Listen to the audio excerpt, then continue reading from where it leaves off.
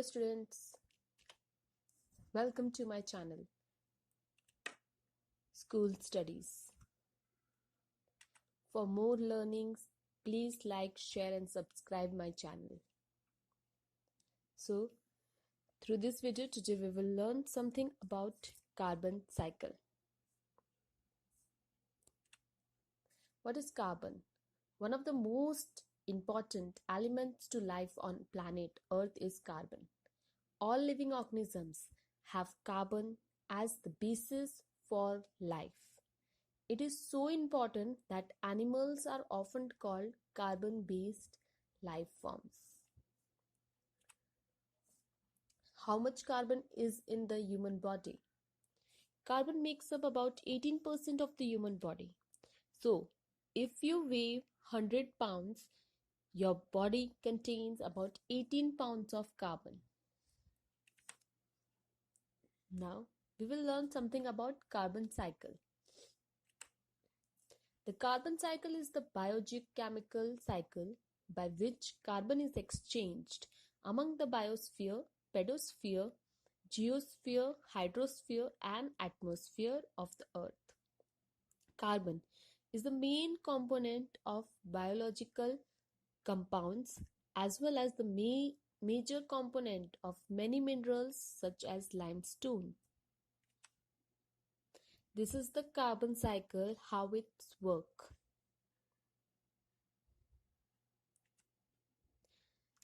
So these are the steps in the carbon cycle.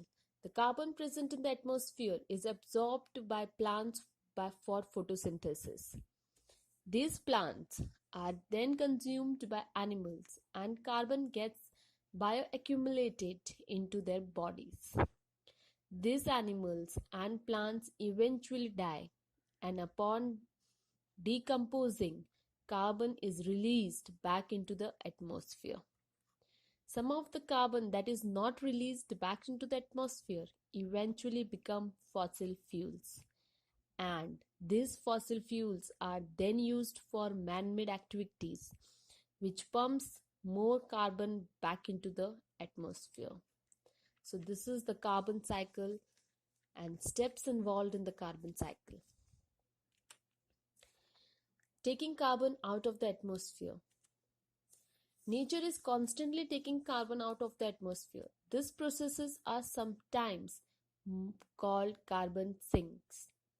First in that is photosynthesis. Plants use photosynthesis to make energy and grow. They take carbon dioxide, sunlight and water and turn it into oxygen and sugar.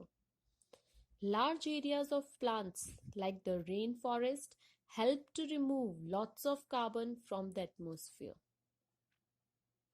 Next is the ocean. Ocean water does a lot to remove excess carbon from the atmosphere. Carbon dioxide in the air reacts with the sea water to make carbonic acid in the ocean. However, if there is too much carbonic acid, it can cause acid rain, which is not good. Some carbon dioxide in the ocean is good as the carbon combines with the calcium to form calcium carbonate, which is used by sea organisms to make their shells. These shells will eventually become sedimentary rocks like limestone. Now moving carbon into the atmosphere. At the same time that some processes of nature are removing carbon from the air, other processes are adding more carbon to the air. These processes are called sources.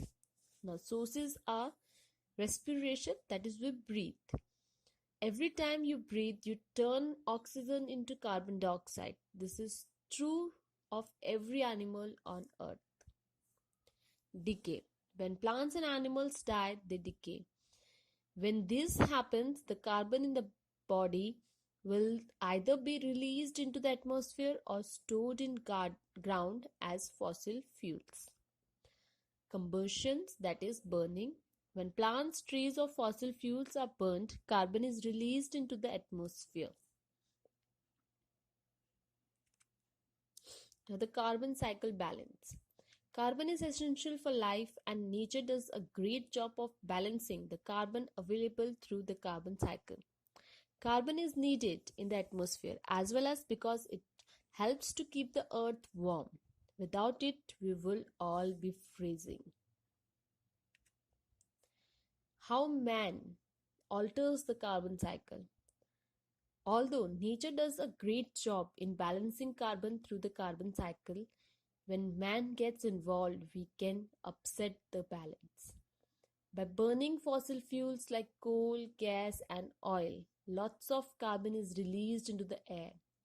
Also, cutting down trees for development reduces the amount of plants available to remove carbons from the air. So, we should not cut the trees. We have to reduce carbon. We don't have to reduce plants. So, this was the video about the carbon cycle.